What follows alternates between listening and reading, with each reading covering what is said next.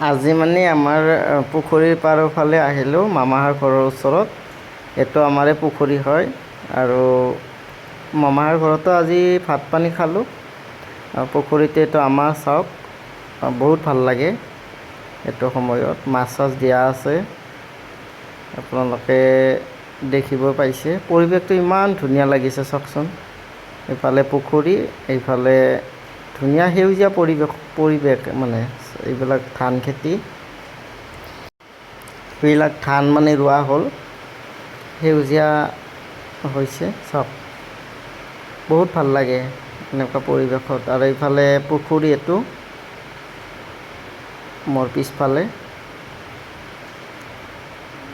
চাওকচোন। এনেকুৱা এইটো আবেলিৰ পৰিৱেশ, বহুত ভাল লাগে। এনেকুৱা পৰিৱেশত থাকি বহুত ভাল লাগে মোৰ। চাৰিওফালে মানে সেউজীয়া, চৰাই চিৰিকটিৰ মাত, কোনো গণ্ডগোল নাই, বৰ সুন্দৰ।